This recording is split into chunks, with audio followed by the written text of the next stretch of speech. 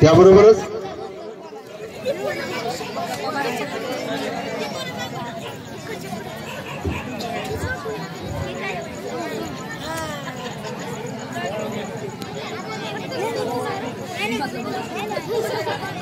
कलाकारांचा ऑप्शन करून श्रीफळ फोडून या कार्यक्रमाला सुरुवात करताना बाल गणेश मंडळाचे अध्यक्ष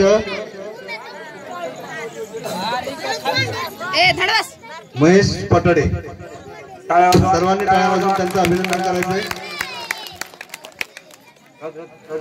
मी रणधीर पटाडे यांना अशी विनंती करतो की त्यांनी श्रीफळ फोडून या कार्यक्रमाला सुरुवात करावी।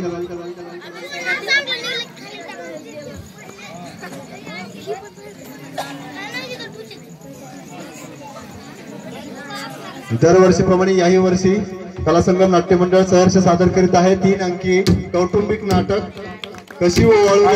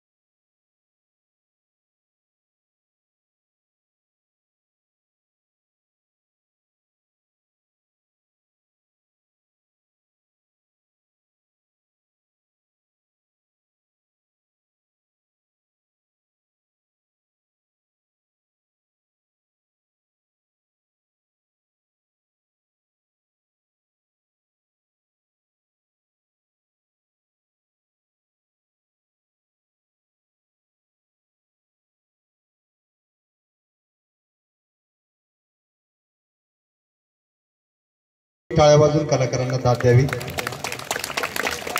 कारण आज जवळजवळ 30 वर्ष झालं त्या नाटकाला.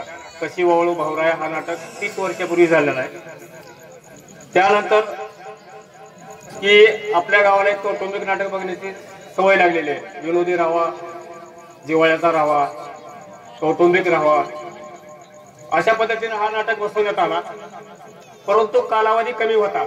अवघ्या 8 दिवसामध्ये या नाटकाची सुरुवात झाली व तिथून ते पाठांतर, तालीम, मग जरी काही त्यांचं थोडं विसरलं चुकलं तरी पण तुम्ही ती समजावून घ्या अशी मी आपल्याला प्रथमतः विनंती करतो. आणि परत ह्या नाटकाचा दुसरा प्रयोग चांगल्या सुधारित पद्धतीनं जे की खास दिवाळी निमित्त असतो हा दिवाळीला दाखवला जाणार आहे. त्याच्यात सुधारणा करून चांगल्या पद्धतीने आपल्याला दिवाळीला दाखवला जाणार आहे. तरी पण हा पहिला प्रोग्राम आपण शांत चित्तानं ऐकून घ्या आणि पहा. हसा तेवढा हसा, परंतु गोंधळ करू नका, कारण बाकीच्यालाही त्रास होत आहे. एवढीच विनंती करतो. आणि लागलीच या नाटकाची पार्श्वभूमी अशी आहे, थोडक्यात सांगतो. एक इनामदाराचं कुटुंब असतंय आणि त्याला संपत्ती, अफाट संपत्ती असते. आणि एक शिवा हा साधारण शेतकरी असतो. त्याच्या बहिणीचं प्रेम त्या इमानदाराशी जोडलं जातंय. आणि इनामदार हा दारूच्या नशेमध्ये कंटिन्यू असतो. त्यांचा प्रपंचाचा विध्वंस कसा होतो आणि शिवाचं बहिणीवरचं आटोकाट प्रेम कसं आहे, गरिबीतून त्यानं लग्न कसं केलं, हे या नाटकातून दाखवण्यात आलेलं आहे. तरी आपण सर्वांनी व्यवस्थित 3च्या 3 अंक पहा, म्हणजे आपल्याला समजल. तर प्रथमतः या नाटकाची सुरुवात, या नाटकातील पहिले कलाकार आहेत मेघनाथ इनामदार. आणि या मेघनाथ इनामदारच्या भूमिकेत आहेत आपल्याच गावातील नवीन कलाकार जे की कधी स्टेजवर आलेले नाहीत असे दिगंबर गाडे. मेघनाथच्या भूमिकेत आहेत दिगंबर गाडे.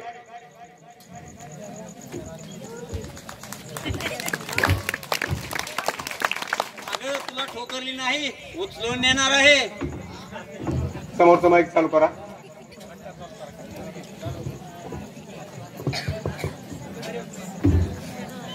आणि या मेघनाथचा होणारा मेहुणा अर्थात सुजान कष्टाळू शेतकरी असा हा शिवा.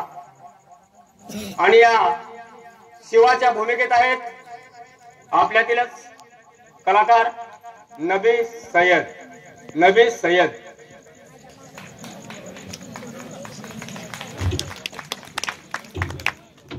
बोल, लग्नाच्या बाजारात काय किंमत आहे तुझी?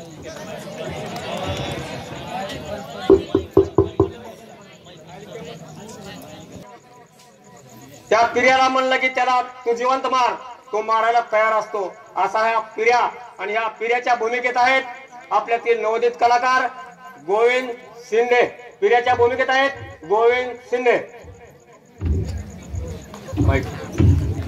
गुमान माग सरक नाही तर तोडलाच जाईल. प्रत्येक कलाकाराने आपला परिचय दिल्यावर टाळ्या तर वाजवा कमीत कमी, त्यांना तेवढीच दाद द्या, बाकीची गरज नाही. आणि तुम्हाला सतत हसवत राहणार. ज्यावेळेस तुमच्या डोळ्यातून पाणी येतंय, ती पाणी पुसण्याचं कारण म्हणजे हसणे. आणि हसवण्यासाठी आपल्या ह्या नाटकामध्ये 2 जोडगोळी आहे विनोदाची, आणि दोन्ही विनोदाचे बादशाह आहेत. असे हे भटजी अर्थात दिवाणजी, जेणेकरून ते एका सावकाराच्या घरी मुनीम म्हणून काम करतात. अशा दिवाणजीच्या भूमिकेत आहेत आपल्यातीलच कलाकार अनिल पौळ. दिवाणजीच्या भूमिकेत आहेत अनिल पौळ. आमचे ढोलकेच फुटले.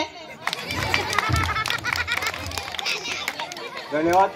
आणि यालाच साथ देणारा हा इनामदारचा इमानदार गडी असा हा झपाट्याचा सख्या. आणि या झपाट्याच्या सख्याच्या भूमिकेत आहेत आपल्यातीलच कष्टाळू, ज्याला नाटकाची ओढ आहे असा हा कलाकार विठ्ठल नागटिळक. विठ्ठल नागटिळक.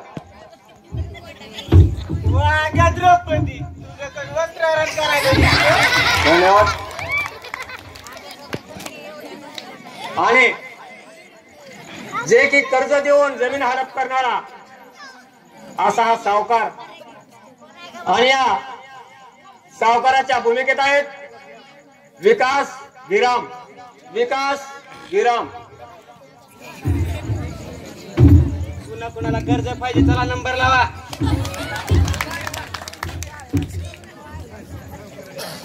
दोस्ताना दोस्ताना म्हणून दोस्ती पाळणारा असा मेघनाथला नशेच्या आहारी जाऊ देऊन मेघनाथची जेवढी संपत्ती आहे तेवढ्या लुबाडण्याचा डोळा त्या संपत्तीवर ठेवणारा असा मेघनाथचा दोस्त अर्थात रमाकांत. आणि या रमाकांतच्या भूमिकेत आहेत आपण पाहिलेले पहिलेच कलाकार रहीम चाचा मंगळसूत्रातले. आणि या रमाकांतच्या भूमिकेत आहेत उमेश खेडकर. उमेश खेडकर. हाय डार्लिंग, कसं सुरू तुला? बऱ्याच दिवसाने संधी मिळाली. आता आपल्याला आतुरता आहे.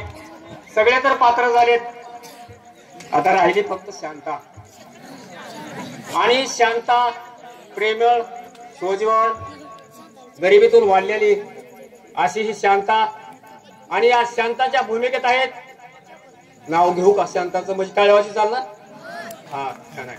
अशा शांताच्या भूमिकेत आहेत आपल्यातीलच नवोदित कलाकार महेश आरसूळ. महेश आरसूळ. हाय डार्लिंग, कशी दिसते मी? धन्यवाद. नंबर लागलीच या पहिल्या अंकाला सुरुवात होत आहे. आपण शांत चित्ताने पहा. 3 अंक पहा. धन्यवाद.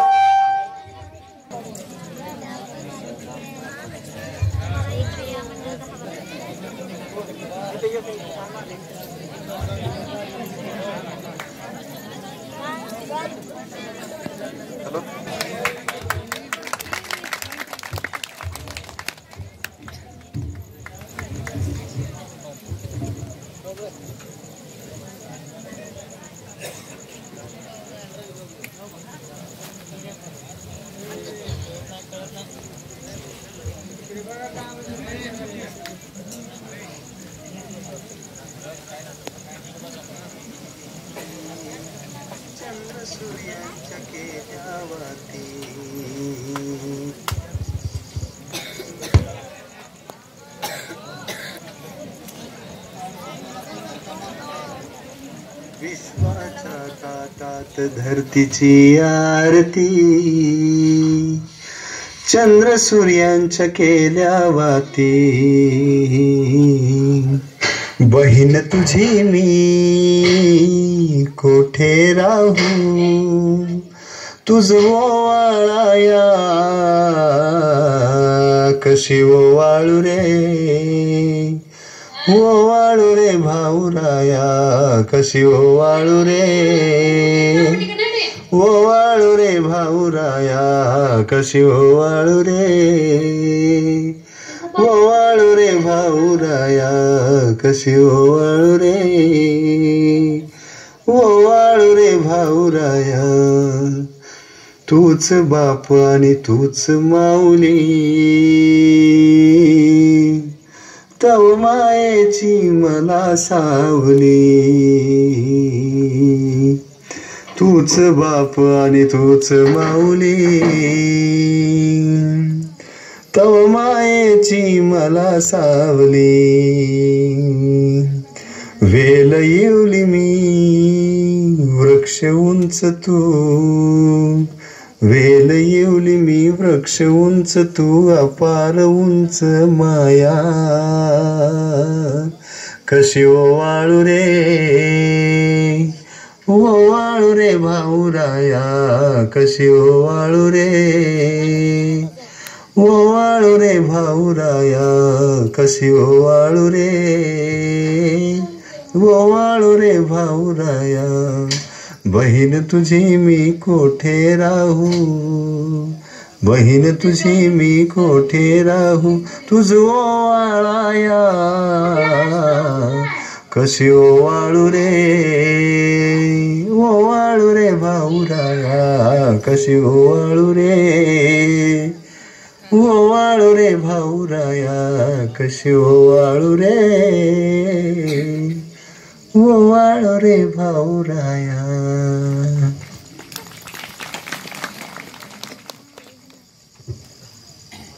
पुरेपुरे शांता, उगीच हरभऱ्याच्या झाडावर बसू नको. नाही दादा, खरंच सांगते मी, खरंच फार मोठा आहे. शरीराने वृक्ष, शक्तीने पर्वत आणि मायाने सागर. अगं वेडाबाई, आम्ही तुम्हाला ओवाळणी घालतो त्याबद्दल तितके खुशामत करण्याची गरज नाही. क्षमत नाही दादा, खरंच सांगते मी. आईवडिलाचा चेहरा सुद्धा मला आठवत नसताना तेव्हा ते मला सोडून गेले. तेव्हापासूनच तू माझी आई झालास, बापही तू झालास आणि भाऊ सुद्धा. अगं पण पुरे कर आता. नाही दादा, तुला कशी ओवाळू? बाप म्हणून, आई म्हणून, भाऊ म्हणून. बाप म्हणतील तर मी काही म्हातारा नाही आणि अशाने मला कोणी पोरगी सुद्धा देणार नाही. आणि आई म्हणतील तर मला हिरवं पातळ नेसायला पाहिजे, हिरवं पातळ नेसायला पाहिजे. ओवाळणं ताई अशी बघत का राहायचे? तसं नाही रे दादा. अगं अशी काय रडतेस? तुझ्या डोळ्यात पाणी का? आज आई वडिलांची आठवण झाली का? नाही रे दादा, मी ते म्हणत नाही. हे बघ शांता, मी तुला सगळं सुख देईन, पण आई वडील परत आणून देण्याची ताकद माझ्यात नाही. दादा, ते मी म्हणत नाही रे. मी तू असल्यावर मला कशाची कमी वाटत नाही. अगं मग तुझ्या डोळ्यात पाणी का? हेच की, तू मला वाढवत असताना किती कष्ट घेतलेस, अहोरात्र कष्ट केलेस आणि माझे हट्ट पुरवलेस आणि मॅट्रिक पर्यंत शिक्षण दिलंस. अहो वेडाबाई, म्हणजे तुम्हाला अडाणीच ठेवायला पाहिजे होतं वाटतं. नाही, तसं नाही दादा. अगं मग कसं? मला भीती वाटते, खरंच तुझ्या उपकाराची भीती वाटते. अगं या वाघाची बहीण आहेस तू आणि अशी शिळीसारखी भेटेस काय? कसली भीती आली? नाही दादा, जसं उमाजी नायकानं त्याच्या बहिणीनं त्याला फसवलं तसं मी सुद्धा तुला फसवशील आणि तुझ्या नवऱ्याच्या घरी निघून जाशील. अहो वेडाबाई ओवाळा, नाहीतर आम्हालाही फसवताल आणि ओवाळणी उरकून ठिकाणं व्हाल. तुम्हा बहिणीचं नाही, सगळा डोळा ओवाळणीवरच. मग त्याला दक्षिणेच कारण. अरे वा, ओ भटजी बुवा, दक्षिणा घ्या पण अगोदर लग्न तरी लावा. लग्न लावतो पण नवरदेव गुडघ्याला बाशिंग बांधून उभा आहे, नवरी कुठे आहे? नवरी होय, येईल की तुमचा नवरोबा आल्याच्या नंतर. अगोदर लग्न शांताचं आणि मगच आमचं. मग आम्ही लग्नच लावणार नाही म्हणजे ओवाळणार नाही. का? लग्नाची घाई झालीच दिसते. गपणार रे दादा. मग ओवाळ बघू. बर बाई, ओवाळते. तोंड बंद करा रे.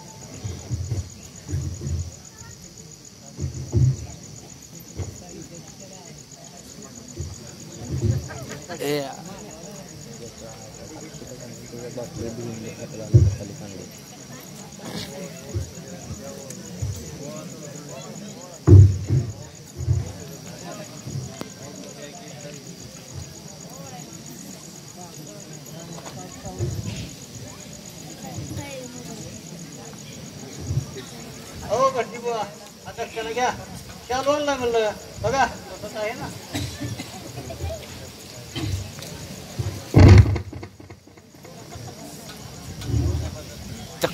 त्या बाजारातील दिसतोय. नाही म्हणजे तुम्हा भावाचा काही नेम नाही. बहिणीला गोड बोलून जुन्या पाण्यावर भागवाल. अगं नवीन काय करायचंय? लग्न ठरल्यावर बघू की पुन्हा. दादा, पुन्हा लग्नाचा विषय नाही म्हणजे नवा कोरा शालवानलाय, त्याला सुद्धा जुन्या बाजारातला म्हणायला लागलीस तू. मग त्यात काय झालं एवढं? नाही म्हणजे लग्नाच्या बाजारात उभारलेल्या सर्व पोरीला हे सारं जगत जुनं वाटायला लागलं. आणि पुरुषांना त्यांना जुनं पान असता नवं कोरं वाटतं. जा तिकडे, सावटच आहे. चालायचंच बाई साहेब, आपलाच भाऊ आहे. चला या फराळाला आता. सगळा डोळा फराळावरच. अगं भूक लागली.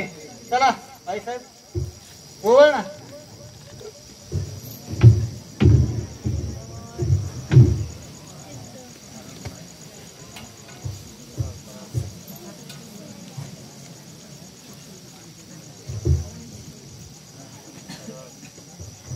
अरे वा वा, खरंच खुश झालो बुवा तुमच्या बहीण भावाचं प्रेम बघून. अरे तू कधी आलास? तुमच्या बहीण भावाचा फराळ खराट होण्याआधी. शांता, हा रमाकांत आहे बघ. पियेला पहिला आलाय. विद्यापीठात पहिला आलाय. अगं बाई, खरंच? मग काय खोटं सांगतो का?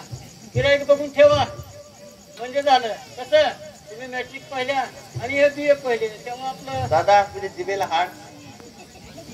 नाही म्हणजे रमाकांत भरपूर शिकलाय, हुंडा मागेल, पण गबरू पोरगी बघून बोल. दादा दादा गपणार रे. तू हुंडा माग, मी हुंडा देईन, पण माझ्या बहिणीला राजाच्या अलीकडे ठेवीन. मी तसा गरीबच आहे, एवढा शिकलोय पण नोकरी मिळत नाही आणि मी शांताला सुखात. तुम्ही बसा, मी चहाला ठेवते. जा बस पैकी चहा कर आणि फराळाला पण वाढ बर का. कशाला फराळ आणि चहा, मला जायला पाहिजे शिवा. अरे एवढी गडबड का करतो, ती भेटते नाही का तुला? अरे भेटली रे, पण जास्त बोलली नाही. म्हणजे तिने तुला ओवाळलं नाही? छे वेड्या, मी तिचा गरीब भाऊ, ती मला कशाला ओवाळेल. कुणातरी श्रीमंताने तिला बहीण मानलंय. बंगल्याच्या तळमजल्यावर मी मात्र तिची वाट बघत बसलोय आणि बऱ्याच वेळाने खाली आली आणि तिच्या गाड्याला माझी जेवणाची व्यवस्था करायला सांगून दोघे जण नवरा बायको कारखान्याला भेट द्यायला गेले आणि मी वरांड्यामध्ये बहिणीच्या आरतीची वाट बघत बसलो आणि कंटाळून तसाच परत. अरे तुझी आत्ता ना ती तुझी बहीण आहे ना ती? होय, ती लग्ना अगोदर होती, पण ती आता एका श्रीमंताची पत्नी झाली. तिला चांगले घर मिळावे म्हणून मी माझे सर्व घरदार विकलं आणि तिच्या नवऱ्याला हुंडा दिला आणि मदत मागून शाळा शिकलो आणि आता शाळा शिकून सुद्धा नोकरी मिळत नाही. अरे मग तिच्याच कारखान्यात बघ ना. छे वेड्या, आज दिवाळी आहे म्हणून बहिणीच्या घरी आलो आहे आणि प्रत्येक दिवाळीला येत राहील, पण बहिणीकडे भीक मागणार नाही. अरे भावाने द्यायचं असतं आणि बहिणीने घ्यायचं असतं. मी हात पसरणारा भाऊ नव्हे. म्हणजे ती तुला विसरली वाटतं? छे वेड्या, ती मला विसरली नाही, ती माझ्या गरिबीला लाजते. बर असो, मी चलतो.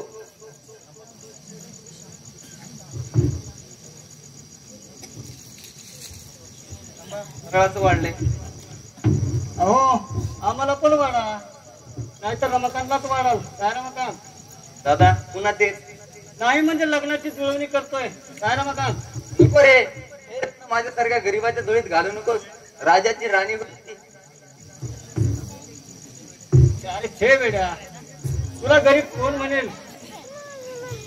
पैशाच्या श्रीमंतीपेक्षा मला ती श्रीमंती पाहिजे माझं जवळ, ते तुझ्याजवळ आहे.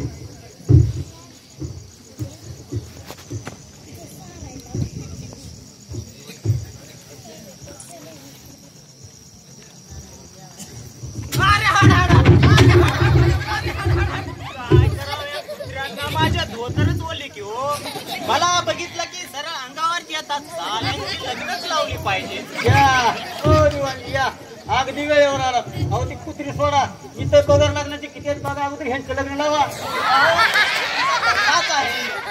माझी फक्त सावकाराच्या घरी दिवाणजी झाल्यापासून वेळ मिळतोच कुठे आम्हाला. अरे रमाकांत, तू इकडे कुठे आलाय? अक्कासाहेब आमच्या रागावतील ना. अरे मोठ्या घरचा घास हा मोठ्याला शोभून दिसतो. तिथं आवासारख्याची गरीबाची छाया असता अशुभ असते, म्हणून तो आलाय माझ्याकडे. अहो ते तर आमचे पाहुणेच आहेत, अक्कासाहेबांचे भाऊ आहेत ना ते. माहित आहे त्याला. तुम्ही जा आणि सांगा तिच्या घरी मी जेवणासाठी आलो नाही. अहो ते बरोबर आहे हो, पण तुम्ही पाहुण्यांचा आदर सत्कार झालाच पाहिजे, नाहीतर आमच्या डोलकेच फुटले की हो. अरे हे घर सुद्धा त्याच्या पाहुण्याचाच आहे आणि आम्ही आता नवीन पाहुणे होणार आहोत. शाला मी काय समजलो नाही. अरे शांताचं आणि रमाकांतचं लग्न लावून देणार आहे मी. असं होय? अरे वा वा वा वा, म्हणजे लाडवाचा बेत आहे म्हणायचं. पांडुरंग पांडुरंग. गाडा पंचांग बघा मुहूर्त. जावा तुम्ही जेवा, तोवर आम्ही काढतो मुहूर्त. कसला ढेकळाचा मुहूर्त काढायचा? पंचांगावर 10 पैसे, 100 रुपये, नारळ, तांदूळ, साखर कोणी ठेवायचं? देवा देवा देवा देवा. पांडुरंग.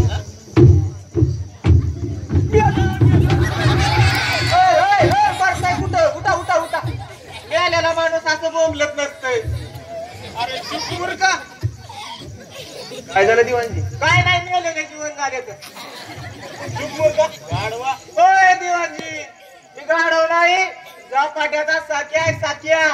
7 वेळा नव्हतं का एका झपाट्यात नाता गेलो, म्हणून माझे बाबूराव झपाटे यांनी मला असे कन कन कन 7 झपाटे दिले होते.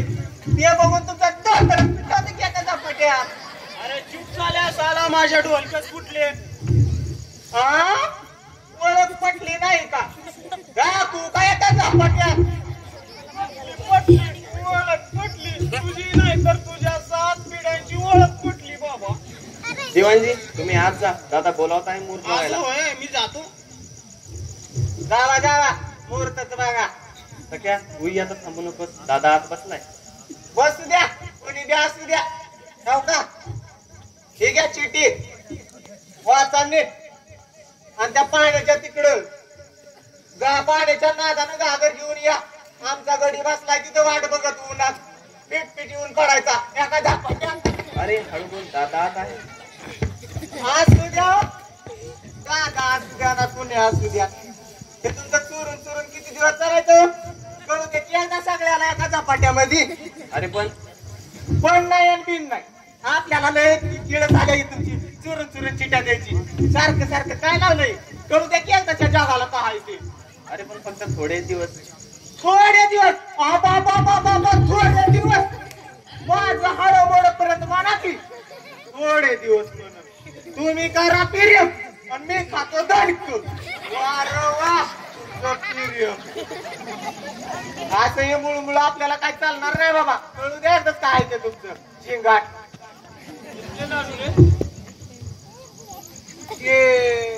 शांताबाईचे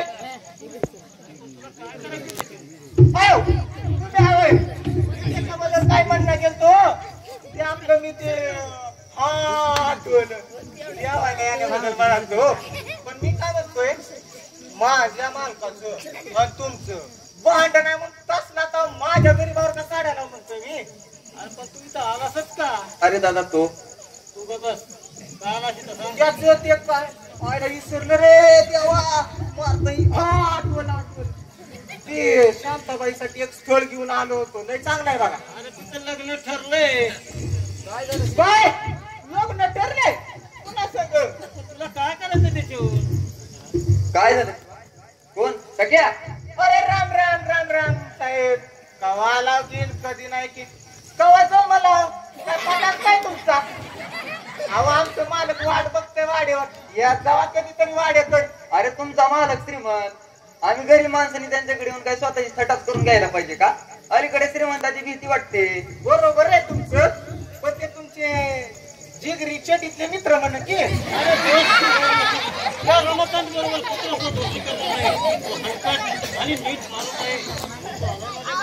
नाही रे तसा मेघनाथ वाईट नाही. तो अंतकरणाने उदार असला तरी बस कर त्याची स्तुती. तुम्ही त्यांच्या अन्याय डोळ्यात करता आणि गाईला कसायची साथ होते का. त्यानं तुला मदत केली म्हणून तिथं श्रीमंत आहे म्हणून. तसं नाही रे शिवा. माणूस असा का करतो त्याला काही कारण असतं. बरं राहू दे चल तुला या एसटीनं जायचं आहे ना.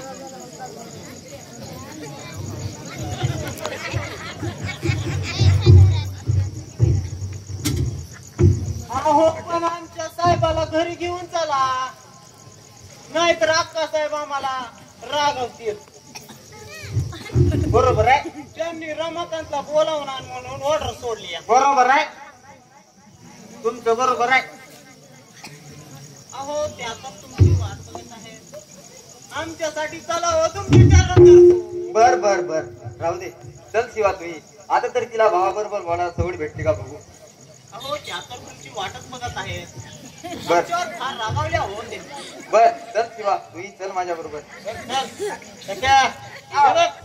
तुझ्या मालकाला जाऊन सांग की रमाकांतला त्याच्याकडे यायला वेळ नाही म्हणून. हे बघ तुला या घरची पायरी चाललास तर तंगडा पण हातात येईल तुझ्या. पुन्हा या घरची पायरी मग चाललास तर तंगडा दूर हातात येईल असं जाऊन सांगतो. आणि असंही मी तुला म्हणतो हे माकड काय या वाघाच्या घरात प्रवेश करतोय. रमाकांत आईला माझं तंगड मोडायची पाळी आली की बाबा आता. सख्या तू आता थांबू नकोस. थांबू नकोस जाऊ द्या काय व्हायचं ते उद्या. हे लई दिवस आले आपल्याला तुमचं लय कंटाळा जय जय पाय मोठ जाता तुमचे दादा माझं कसं व्हायचं. तुम्ही या उगाच पटकन काय तर मोकळं करू मला. नाही होय तेच तर कोण आहे. दादाचा आणि मेघनाथ तापामुळेचं वैर आहे. तेव्हा एका बाईची कळ काढली मेघनाथनी आणि दादा गेला तिथे धावून. तेव्हापासून त्याचं नाव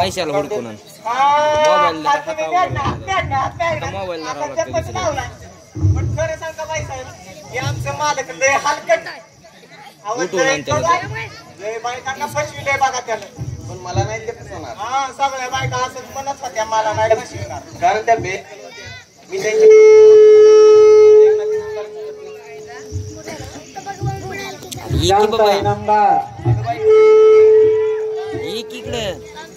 अहो, येऊ द्यावं. कुणी यायचंय ते. तू येऊ ये रे. नका. तुमचं काय ते इथं बसून मिटवून घ्या बरं. काय लावराव, तुम्ही करा तिरीव आणि आम्ही खातो इकडे धनक. काय ते इकडे, मिटवा इकडे. एकाच. हे धनकेजा झालं इथं बाहेर उभा राहा. जोरात तिथं बाहेर उभा राहा. असं म्हणतात मला. जातो. बरं, उभा राहा.